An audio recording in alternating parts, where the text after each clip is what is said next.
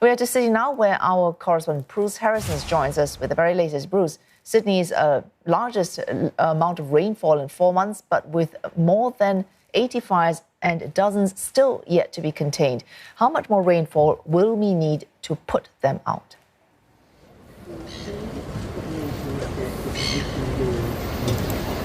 Wei Su, I'm at Sydney Harbour right now, and just 20 minutes ago, I would have been absolutely soaked if I was chatting with you. There has been light and heavy showers throughout Sydney today and throughout the region.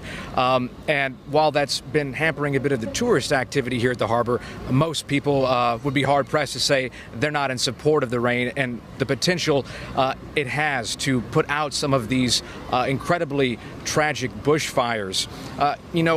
The Rural Fire Service was unwilling to suggest there's a certain amount of rain that is actually going to extinguish all the blazes. What they did tell me, though, is that they're hoping for maybe 80 to 100 millimeters of prolonged rainfall. They say it needs to be big in order to have an impact, because some of these smaller localized showers we're seeing throughout New South Wales and other areas are actually having a negative effect. In some instances, the ground is becoming damp. It's not putting out the fires, it's just dampening the ground and preventing activities like backburning, last-ditch effort to prevent fires from spreading. And there's also concerns about this rainwater as well, creating runoff and bringing ash and debris from the burns into the water supply in this area. So it's a bit of a double-edged sword, but by and large, the fire service says the rain is helping. They hope to see a lot more of it. Bruce, we move on to the next point. Sir David Attenborough's criticism of Canberra's approach to climate change. I repeat myself. He said a government support of coal mines suggests that it just does not care about the environment. What's Canberra's answer to a charge that is certainly not new?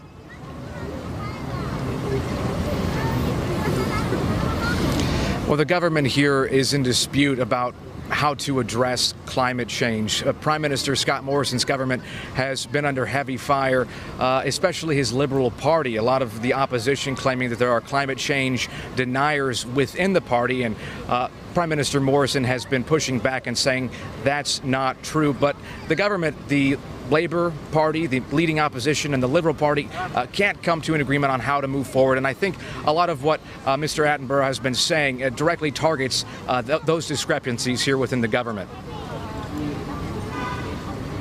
As I speak, Southeast Australia is on fire. Why? Because the temperatures of the Earth are increasing. That is a major international catastrophe. And to say, oh, it's nothing to do with the climate, is palpably nonsense. And who has been affecting the climate? We have. We know that perfectly well.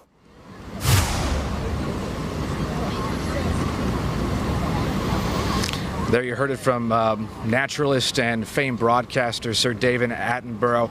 He's not the only one that believes climate change is directly linked to the bushfires here in Australia.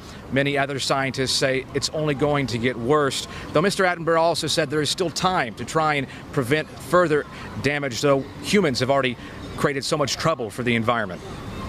Well, thanks very much indeed for all that. Bruce Harrison, that was Bruce live for us there from Sydney.